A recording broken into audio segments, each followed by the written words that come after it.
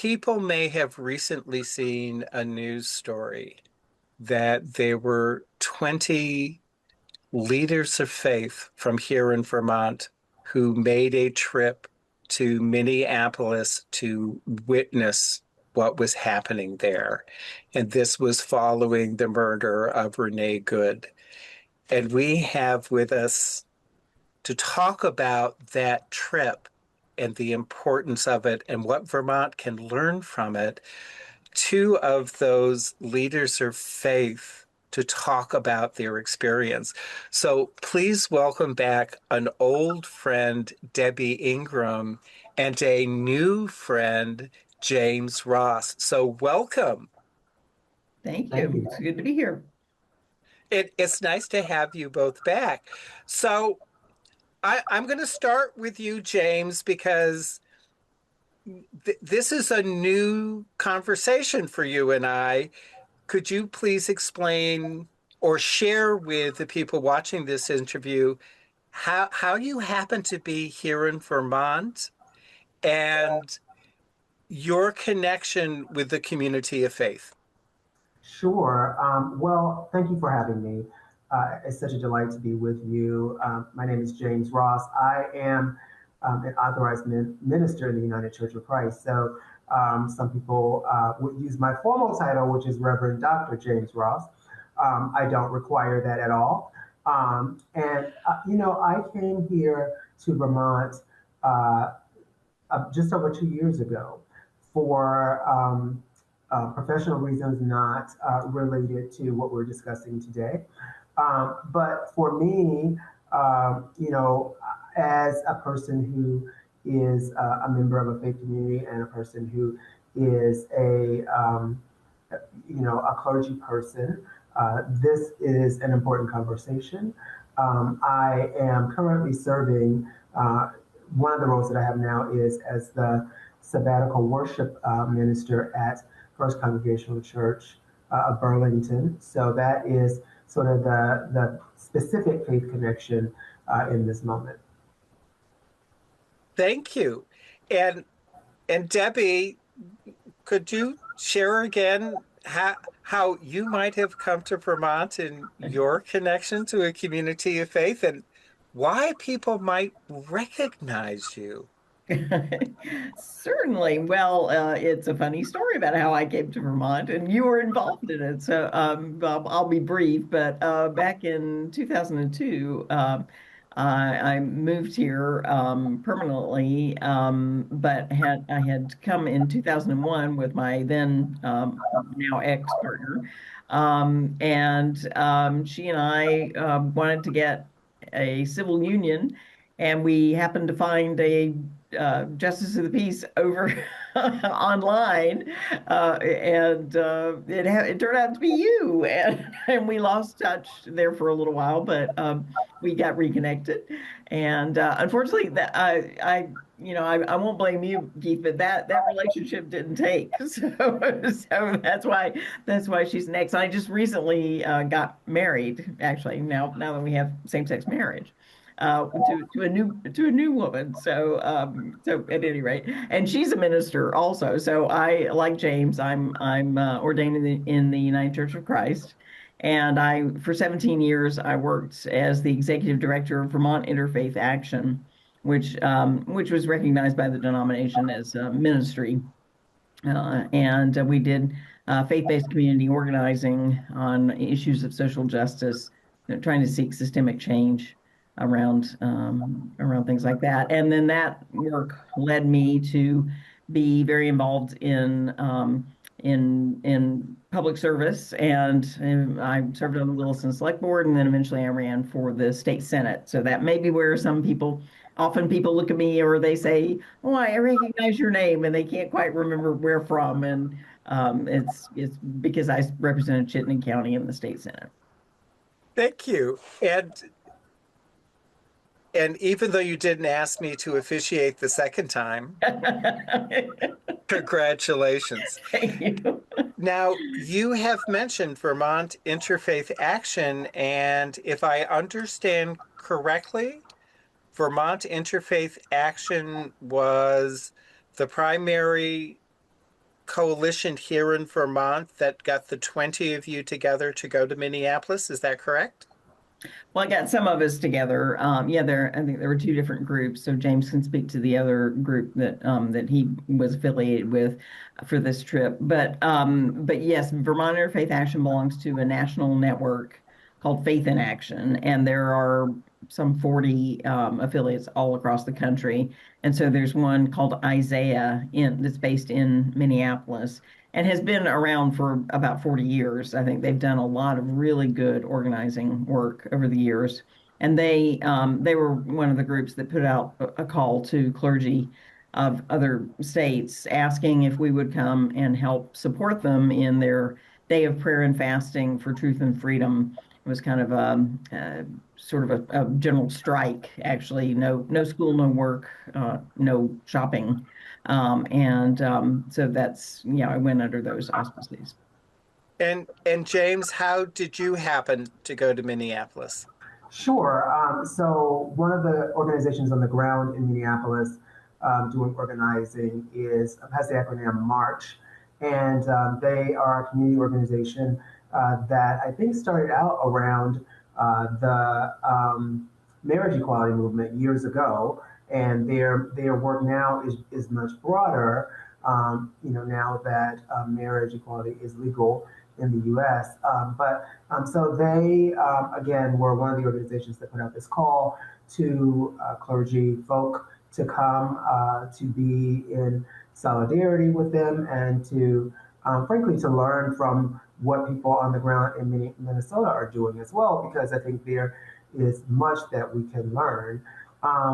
And March actually held a full day of trainings and conversations the first day that I was in town. And, we really learned about some of this long-term community work that's been going on, some of the mutual aid work that's happening, some of the ways that people are adapting in this environment, and what the specific role of clergy and faith leaders there has been, and how we might replicate this work in our own communities.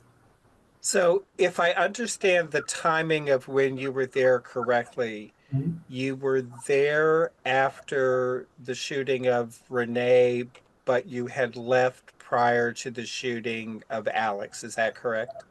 Yes, well, the in terms of timing, we were there. I think it was the 21st and 22nd, or 22nd, 23rd, whatever that Thursday, Friday, well, really Wednesday through kind of Saturday morning for some of us. But I was actually on my flight. I had boarded to return to Burlington when the news about Alex's shooting and death came about, and there actually was a call for clergy who were able to stay and support the response there. But unfortunately, it just wasn't logistically viable for me.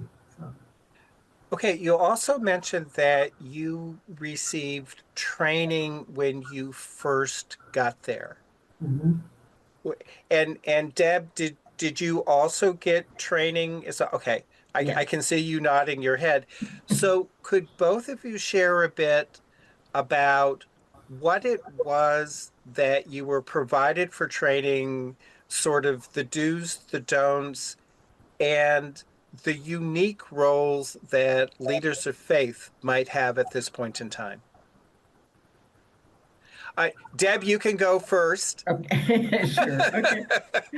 Thank you. Yes, well, there were two different trainings on the Thursday evening that our group was there. There was one that was to help people understand how to be a marshal, which involves crowd management and de-escalation tactics for the people who are participating in the marches, in the protests, in the rallies, to keep them safe and to try to deal with people who might be agitators, trying to get some kind of reaction, adverse reaction out of us. And then the other group was trained specifically in civil disobedience for clergy. So recognizing that clergy has a unique role in, I think the use of nonviolent resistance, civil disobedience, from Gandhi through Martin Luther King and into the civil rights movement. Part of the idea is so that we behave in a way that is irreproachable, that is peaceful, that is that's nonviolent, that is respectful, so that part of what you're trying to do is get the moral high ground. Actually, is that look at us, we are behaving um, as good human beings, decent human beings, and our opposition is treating us inhumanely and cruelly. And that helps to bring about change. So we were schooled in not just the broad concepts, but how do you actually practically bring that to the picture? I remember during this time repeatedly hearing from both the governor and the mayor, don't buy in to how demonstrators were being provoked. Don't give them the sort of counter demonstration assault that the photo op that they're looking for. You Mhm. know, as you clearly said, we need to hold the higher moral ground. So James, the training that you got, was it similar to what Debbie is describing, or were there any different aspects to the conversation you had? Sure. I think that what the day long gathering was, and I will say that March, I think, brought in about or was able to uh, have about 650 clergy and faith leaders from around the country come. And it's interesting because I think that they started out expecting something like 200 or 250. And then they reached that capacity and decided, oh, we have to allow more. They got to this bigger number. And ultimately, when they got to 650, they decided we just can't do any more. But my understanding is that there were more than 1,000 folks, clergy and faith leaders, who were wanting to come and be a part of this because people understand the urgency of the moment. I will say that for me, it was an incredibly important moment because it parallels, I think, when in 1965 Dr. Martin Luther King Jr. called clergy to Selma, right? And so what that day was that I was a part of was part sort of inspiration to remind folks of why we're there and to ground people, I think, spiritually. There was a lot of singing, there were lots of protest chants. There was this sort of there were conversations and sessions led by people who are leading work on the ground so that we understand exactly what is happening there. There were sort of these practical kinds of skills that Debbie talked about. And there were some outings, like some people went out to, to actually experience what is it like when you go out on the street and experience, this um, huge presence of ICE officers, and some people actually encountered that on the first day. Um, but I think that for me, the biggest piece of that day was that it really helped us to understand the scale of what was happening there. One of the stories that just stands out for me is, we were supposed to spend this whole day together, and as we gathered to start, one of the local rabbis from Minnesota um, said that a member of her community was going to be late because she was delivering breast milk to a 3 month old whose mother had been taken into ICE custody. So for me, that helped to articulate the dire straits that people are experiencing.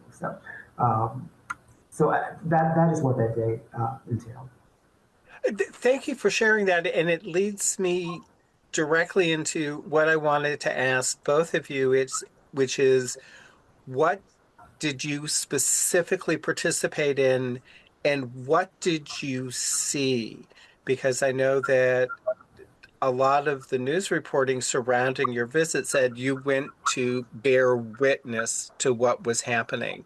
So James, if you would just continue, what did you actually participate in and what did you see?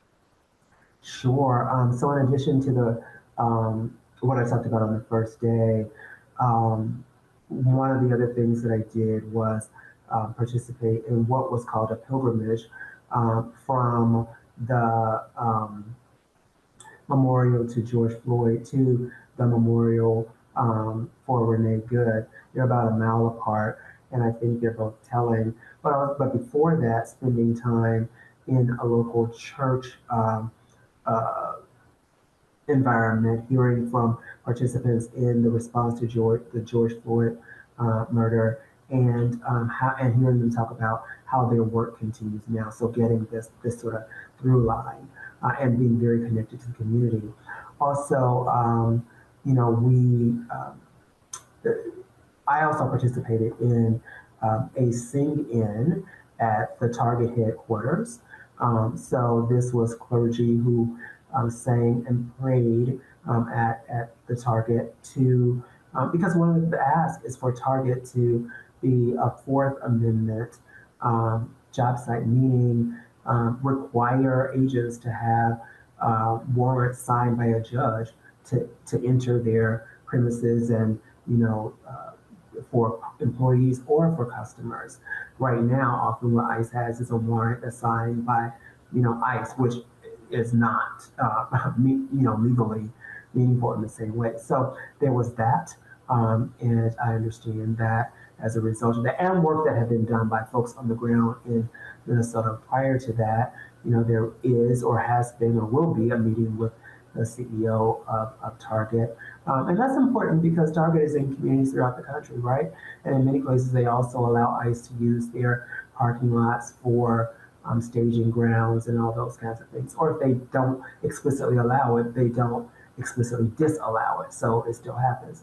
And then also, I participated in the march that, you know, had about somewhere between 50,000 and 75,000 people. So there was a large clergy presence. I am not someone who particularly enjoys cold weather, but in temperatures of -15 with wind chills much lower, I was there because it was important to be there and to make that presence known, to be in solidarity with people, to be a part of that movement. And then the gathering at the, you know, the Target Center, which is the sports arena in Minneapolis. After that, to sort of talk about the successes of that day and the next steps. Those were sort of the big things. There were smaller gatherings and conversations too, but those are sort of big pieces of the day for me. All right, thank you. And here in Vermont, and Debbie, we could have probably have used you back in the Senate right now. There are bills going through to address exactly what you're talking about. You need a signed warrant, that ICE needs to clearly identify who they are, no masks, and clearly defining where a civil arrest is prohibited, such as, and the latest version includes places of worship, which was good to know. So, Debbie, what were the things that you were actively involved in, and what did you see while you were there? Well, on that Friday, my group started our day with a remote interfaith uh, prayer service, and it truly was interfaith. And it was mostly led by Minnesota clergy, but uh, Catholic and Protestant, Unitarian Universalist, Islamic, Jewish, and Buddhist faith leaders all participated, and it really that sort of set the tone and was very inspiring, you know, for all of us. And they talked uh, so much about how Minnesota is a free state that is being occupied now. That really that they're thinking of it in terms of not just protest, but beyond that, they're resisting oppression, resisting occupation. So really bringing home the seriousness of the moment. And then we went from there directly to the airport, and they had devised a strategy and told us what was going to happen. There were about 350 clergy at the airport blocking some of the roadways. And they told us that we were only going to encounter local police, not ICE there, but that they would give us 3 warnings to get out of the roadways. And the first two we could ignore, but by the third one, we needed to, those of us who were not going to get arrested needed to move to the sidewalk, which was a public area. And the clergy, the Minnesota clergy who had trained for getting arrested and also had local legal support, they knelt down in the roadway and they were in fact arrested by the local police. But then from that we went on to the march that James was talking about, downtown, with probably as many as 75,000 people in the streets. And my wife and I actually kind of diverged off of that to go to join a clergy sit-in in the lobby of the headquarters of U.S. Bank, uh, trying to obtain a meeting with the CEO of that bank. They are handling a lot of the finances of the deportation system and paying the airlines and all that sort of thing. So we were part of that, singing and praying in the headquarters until she finally agreed to a meeting. So those are the activities that I was directly involved in.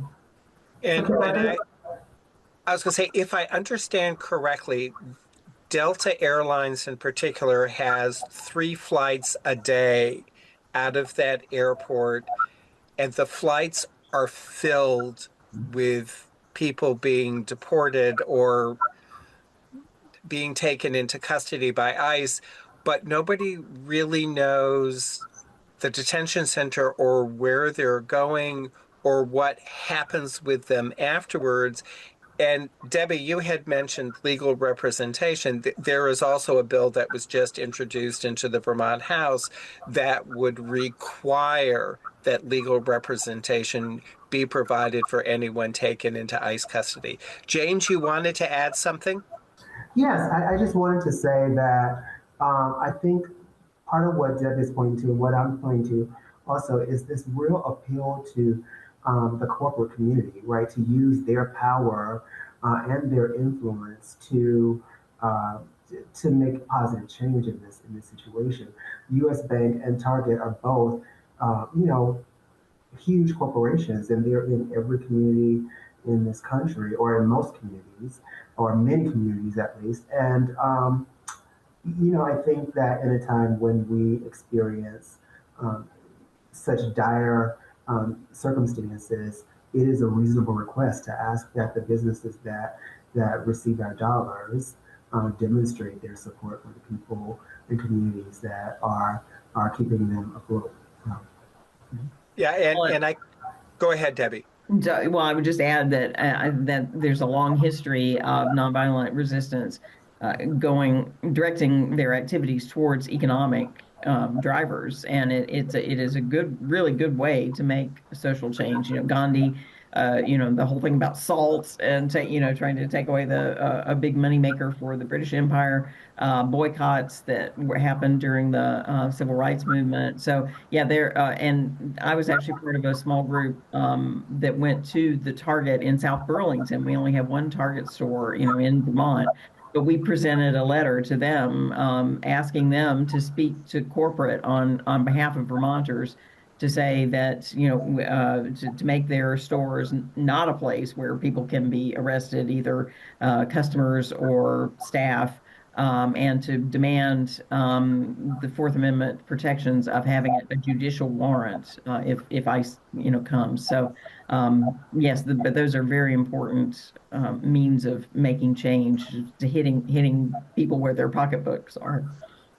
Great lead in, because where I'd like to go is what it is that we can do here in Vermont, what we could prepare for, how we could ensure that we are not currently being complicit, because we have 2 ICE installations in Williston that's their intelligence gathering and sharing information. And there's indication that they are using different tracking mechanisms, such as, the recent arrests that happened in Cambridge, They knew the vehicle. They knew the registration number. They knew where those people would be stopping in the morning to get coffee. They had a wealth of information and is coming here out of Vermont. So could both of you speak a bit about, ICE was just in Maine doing, a large process of taking people into custody. There is no reason to believe that Vermont at some point is also not going to be targeted. What is it that we can do here to prepare for and be ready to activate if that does occur? And I James, go ahead. Sure. I think that it's important to note that there are some um, fairly significant occurrences happening here already, right? Like we know about a local pastor who was taken into ICE custody, I guess last week, maybe Debbie, I don't know all the details of that, but and so we know that that is happening here. And when you talk about surveillance, I just assume that there is sophisticated surveillance of us all, and particularly of folks who are being targeted. I think my sense of what is important is to connect to the networks that are doing good work. So Debbie talked about Vermont Interfaith Action. I think they are doing great work. I think there is other work that is happening with migrant groups and others. I think that is the starting place because I don't. I think I think that what is going to be essential is to have strong networks to be able to work collaboratively and have some sort of um, structure that allows for the deployment of various resources when they are necessary. I think that's one of the things that one of the learnings for me from Minnesota. There's been so much ongoing community engagement work and community organizing work. And folks have sort of deployed all of these resources and then created new ones too. And folks who haven't necessarily worked together have had to get over themselves and prioritize the work and do that. And I think that's another lesson for us. So, is it your experience here in Vermont that those individual coalitions are starting to network and talk with each other? I'll defer to Debbie on this one.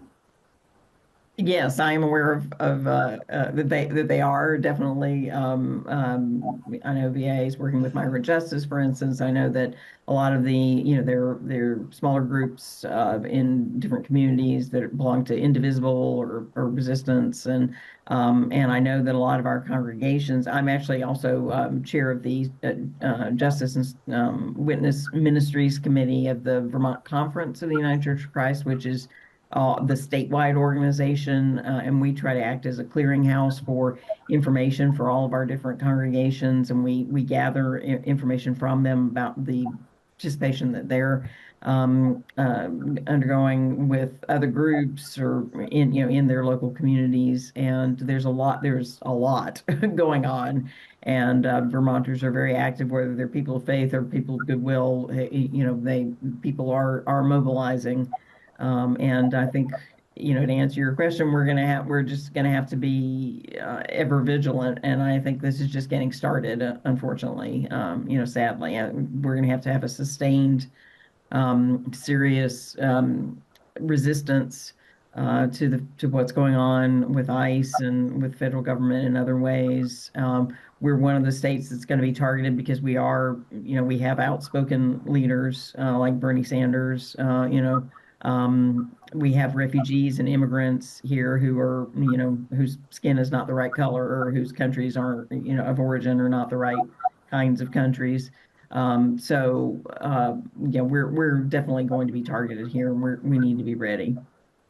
And we have an attorney general who at last count had filed more than 41 suits against the current regime. So there's no reason to believe we're not going to be. So Debbie, you had shared that part of what Minnesota trained you with once you arrived was how to truly do nonviolent demonstration. Is there a place for that to start happening here in Vermont so that we are prepared so we don't give them that photo opportunity that they can use saying, see, it's not us. We're just responding to how we're being treated.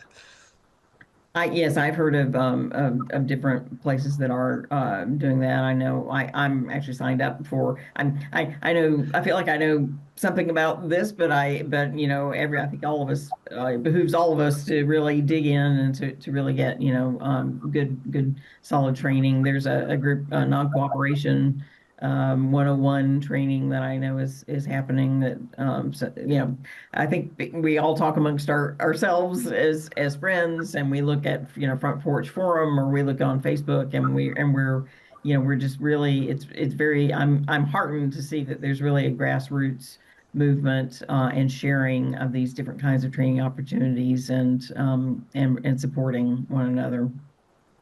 And because it's been a day or two since I've had, passive resistance training in opposition to the Vietnam War, so Mhm, mhm. a refresher course might be good. So, with the remaining time we have, would you both share what you think we should be aware of, what we should be ready to do based upon your experience going to Minneapolis and just how you seeing this to continue to progress? James, go right ahead. Sure. I think that one of the things that I took away from being in Minneapolis was that things on the ground are much more difficult, much more challenging, and frankly, much more dangerous than we can tell from media or videos, or even than we might imagine. So I think it's important to be aware that it's serious stuff. It's big. I think it's really important again to figure out how we do this work in a collaborative way. I think it's important to think about the needs that will present that are not evident. For example, in Minneapolis, one of the things that's developed is a massive mutual aid network because when people are under attack in this way, they're afraid to leave their homes for work, or if they happen to have money, they can't go to the grocery store. So they've developed these networks to pay rent for folks and to to buy groceries and to deliver them, all these kinds of things. Now there was a training last week at First Congregational where I am serving, or to begin to talk about training around mutual aid support, those kinds of things. I think that for me, maybe the most important thing is to know that we are not, Vermont is not exempt. I think sometimes um, we see ourselves outside of some politics. I think that the things that people love about Vermont are the very things that make us a target. That Debbie has talked about. Vermont is a place that seeks to create opportunity and space and belonging for everyone, and is also a state that politically is not aligned with the regime. And I think those are the things that will make it a target. But I think it's also important to remember that now I'm drawing on my identity as a person of faith, right? I don't believe that evil ultimately wins, and I believe that the only thing that is necessary for evil to triumph is for good people to remain silent. So I think we can't be silent. We have to be committed to doing the work together, and we have to be able to work with folks we might not normally work with. Thank you. Debbie? Yeah, well, I definitely agree with what James has just said, and I would add that I mean I think we have to really come to the realization that nobody's coming to save us. We're not, the courts aren't gonna keep change the way the federal government is operating. Apparently the Republicans in Congress don't have any designs on putting brakes on what the Trump administration is doing. Who knows what's going to happen with the election this year in November? We cannot sit back and say, oh, our institutions have lasted for 250 years. That they'll figure out a way to make it okay. No, we can't wait for a hero to come. We are the ones that have to do the work. And we are going to have to go out in the streets more and more. I think, and I'm sad to say that, but I really think that that's our new reality. And if we want to save our democratic institutions, if we want to save the moral values that we have espoused in this country and tried to live out for 250 years, they're really, really seriously under attack, and we're going to have to get out there and work to save them. And as James alluded, love conquers hate. And as people of faith, what does our faith tell us to do? So thank you to both of you for going to Minneapolis to witness what was happening and for sharing those experiences with us. So thank you. Thank you, Thank Pete. you.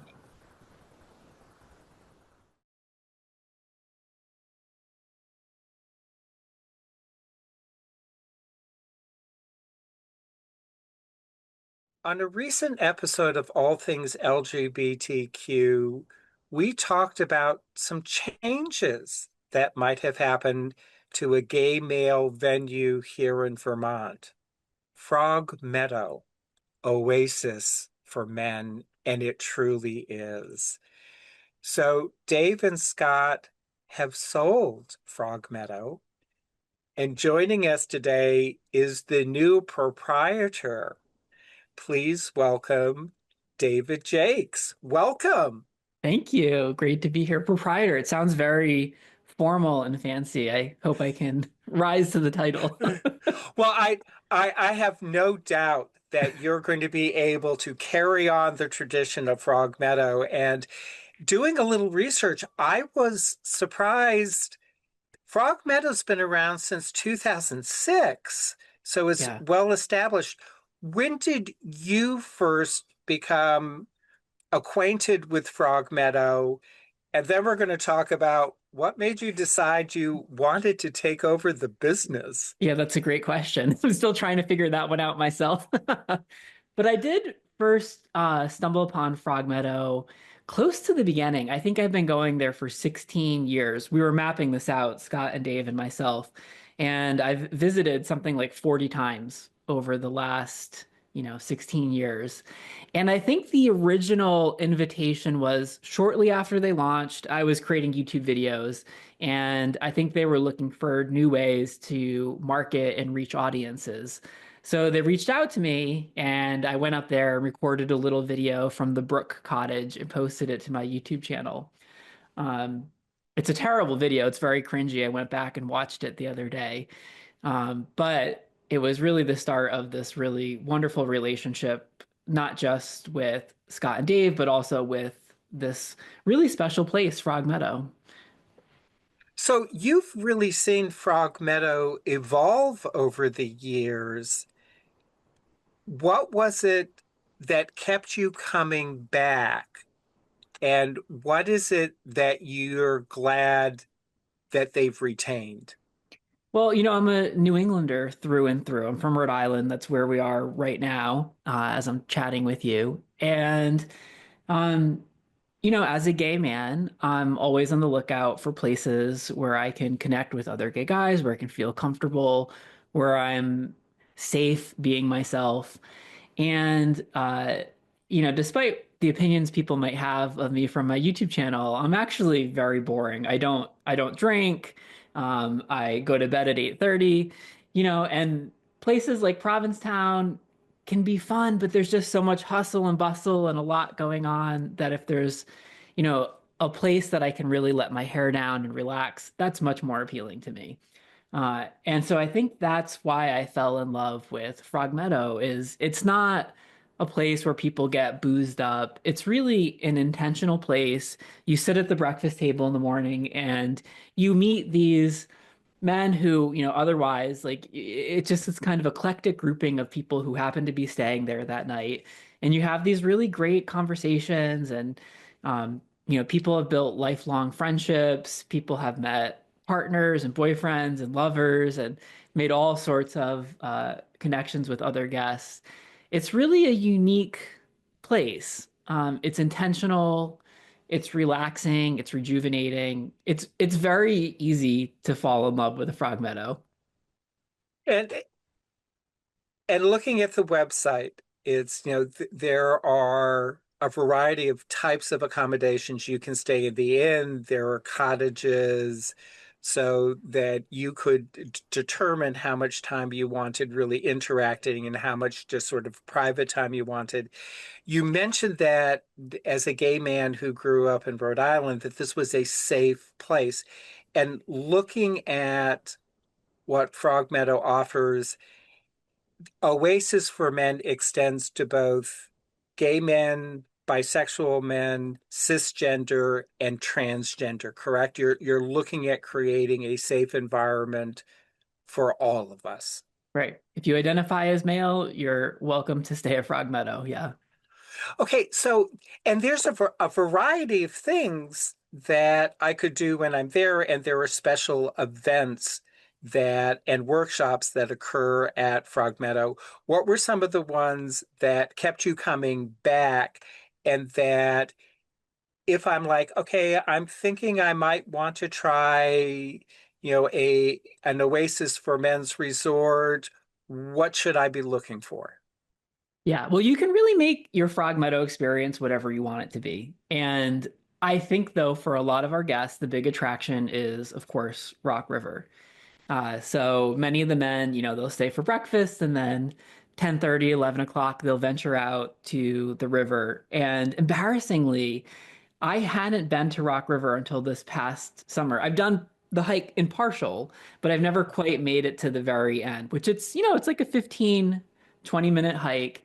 And when I got there, I was with a friend of mine, and it almost felt like we were entering into a time warp. Like it almost felt like it was suddenly like 1970, like the sun was setting behind the trees, this golden light was streaming in, and then there were just these men, all over the beach, hanging out. Everyone was naked. And whatever it is that you're into, it was there. Twinks, otters, daddies, granddaddies, whatever. It was all there.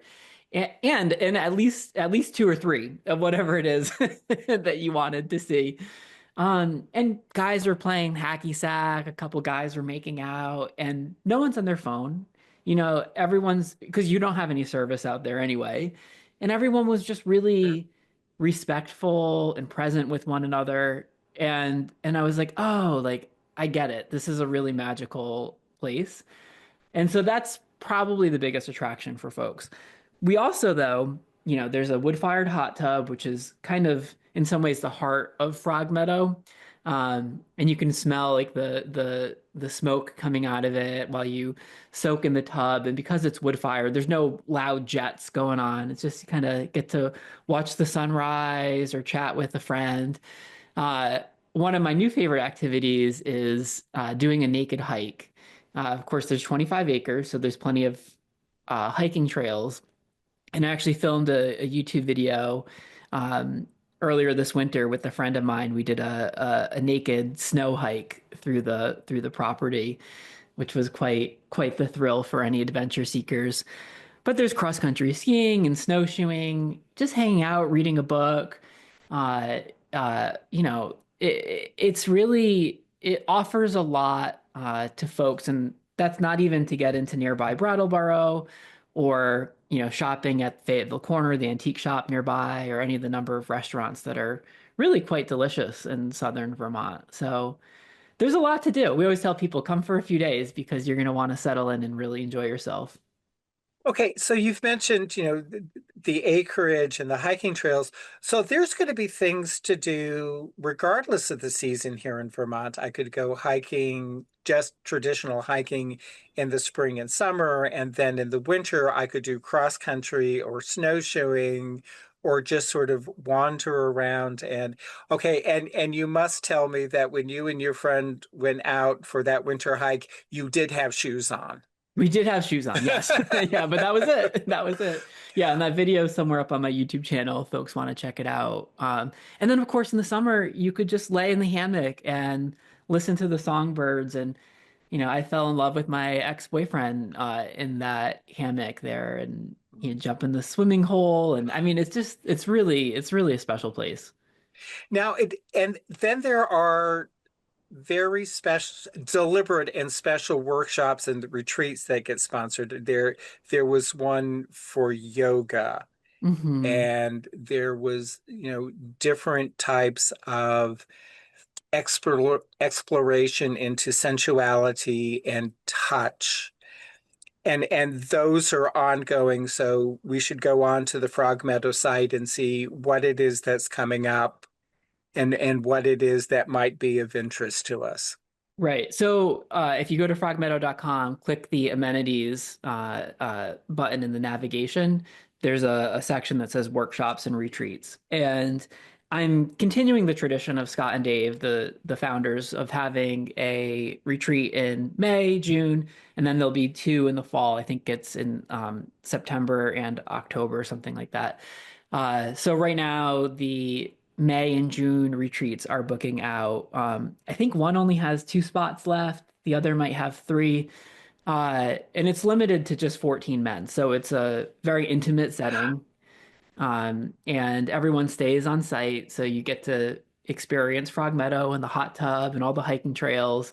And you're spoiled with three, delicious meals. And yeah, it's a great time. It's a great time for folks. Okay, so you mentioned that, the workshops and the retreats were 14 in attendance, but that's from looking at the website, that's the intent, regardless of what's going on, is that there's no more than 14 people staying at a time, so it still becomes a sort of intimate community feeling situation. Right. And that's 14 people if the carriage house, which has two beds, has four people in it, and every other room has two people in it, which often, guys will go up there just by themselves and we get lots of singles and that's a lot of fun. So 14 is the absolute max. That's when we're kind of at capacity, but usually it's fewer people than that. So you really, when you're up there, you get to know everyone. Right. So in the past, Dave has offered massage on site. Since Dave and Scott are moving away from running Frog Meadow, is massage going to still be part of the amenities that's offered at Frog Meadow? It is, and Dave is actually going to be doing many of the massages. He just lives a couple miles down the street, so he's happy to come up and to continue to provide that service. And for folks that are looking to get a nice relaxing massage, we'll have that available for them.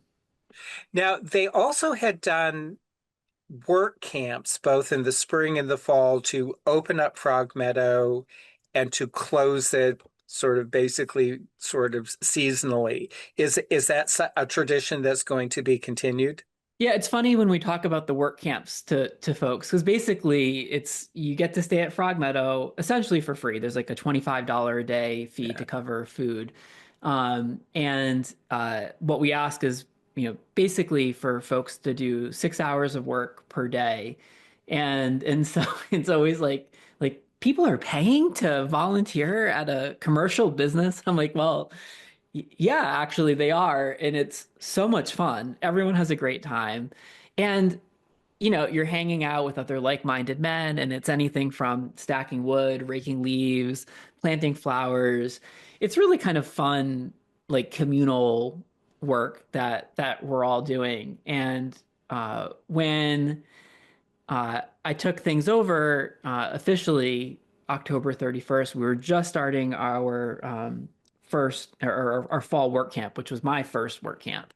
And I just fell in love with it. The people are so fun. It's such a good time. Everyone's teasing one another. And so it's a tradition that we're gonna continue. And are there people who come back year after year specifically for the work camps? Yeah, yeah. And it's we have kind of our alumni who we invite back first. And then if there's any spots left, we'll open it up to other folks. And it's usually people who have some sort of skill set or some sort of passion that they want to bring.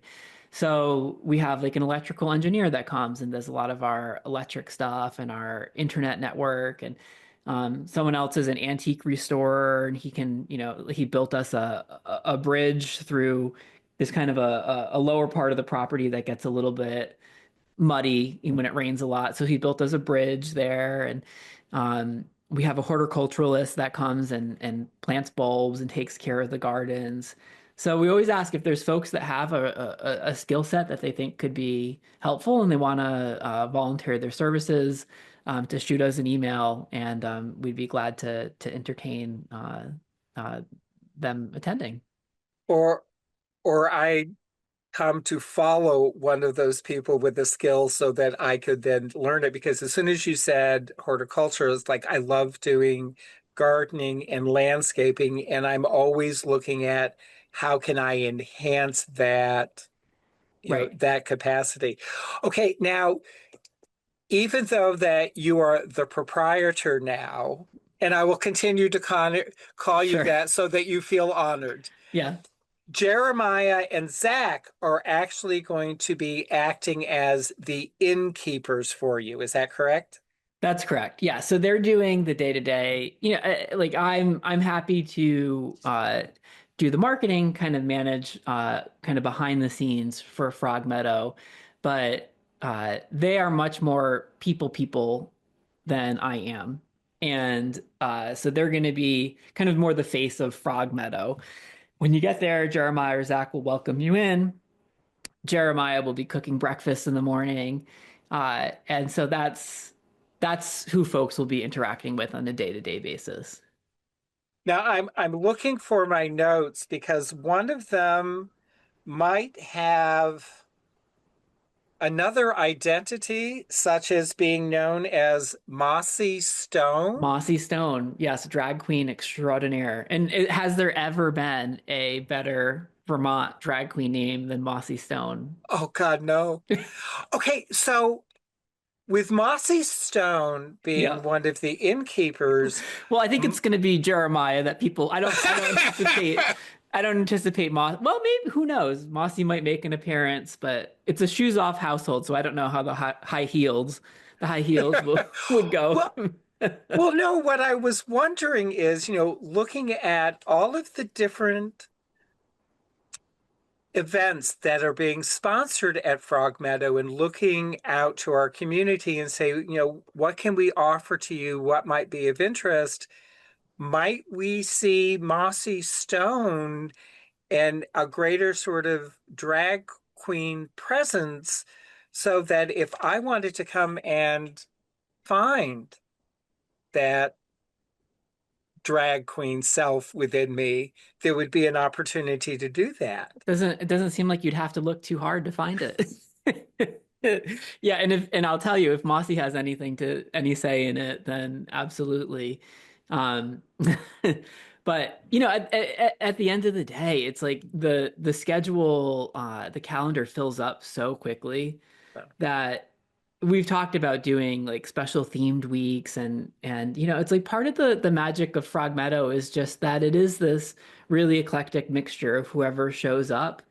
And I think there's something really delightful about just saying, hey, all men are welcome here, and we would love to have you. You can be yourself, whatever that is, and we'll embrace you with open arms. so other than this would be just a wonderful place for me as a gay male to just come and finally relax and be able to take that deep breath.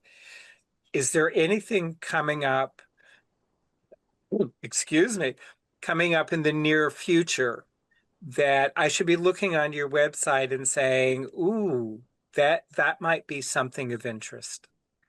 Yeah. Well, I would say that we've had a fairly dramatic surge in interest in Frog Meadow. I think with the change of ownership and with me promoting it on my social media, that it looks like we're going to have a very full summer. And what we've been telling folks is if there's a weekend that you want to go in the summer, there's very limited availability left for weekend summers, summer weekends rather. Um, but there's still summer weekdays available, and we also discounted. We opened April 21st, and we discounted our weekday stays by $50 through June 4th. So for folks that are maybe interested in coming but want a lower price point and have some flexibility in their schedule, to scoop up those spring weekday stays. And the horticulturalist that volunteers for work camp was telling me that they've planted to date 11,007 daffodil bulbs. So if you enjoy daffodils, and I think, by late April, we'll all be hankering for some green and blooms and flowers. That's a really phenomenal thing to see because the whole meadow will come alive with all these bulbs. So that's Oh, pretty special. that sounds amazing. Yeah. Okay, so before we end the interview, because we're running out of time, part of your connection with Frog Meadow over the years has been through another venture of yours called Himeros, which is sort of an alternative to traditional male pornography. And there are some of it that is actually filmed at Frog Meadow. Could you tell us a little bit about that relationship? And then I'm going to invite you to come back where we just talk about what Himeros is and what you hoped it would provide to the men's community. Yeah, yeah, that'd be great. I'd love to chat more about it because there is a lot to say. And with Himeros, we tried to create erotic content that is intentional and constructive to one's experience of sex and sexuality. Whereas I think kind of traditional pornography, whether it's when it comes to body image or representation or some of the messages that it transmits, are not always the healthiest for our community. And the series that we filmed at Frog Meadow was called Sacred Sex. And we worked with a former priest who became a tantric instructor. And the series was all about reclaiming sacred imagery and narratives. So we had a baptism themed video that was shot in the swimming pond. We had Adam and Steve in Frog Meadow's apple orchard. And we really worked with these kind of fun, but really potent themes and symbolism and imagery. And it's one of my favorite things that we've filmed over the years. And of course, for folks that are staying at Frog Meadow, they get a kick out of seeing, what was filmed in their room or right outside their window. So, yeah, Well, it's fun. and also there's not just the traditional videos, there's also videos that are sort of more instructional and let's sort of change the messaging that we as gay men have been given and create new traditions. Well, the truth is, like as gay men, when it comes to our sex and sexuality, we're not going to learn about it in health class at school. It's not something that we can ask our parents about because most of our parents are straight, and so there's this kind of vacuum of information that needs to be transmitted from one generation to next, or from these, wonderful world-class sex educators that we've collaborated with. And so it turns out that erotic content can be a really wonderful conduit for learning something new. And, one could enjoy themselves, but also never too late to teach an old dog new tricks, right? I was going to say, and regardless of our age, we can always learn something new. Yeah. So, with that, Thank you for this time today, and I'll be in touch to schedule a conversation in greater detail about Himros. Thank you so much. Thanks for having me.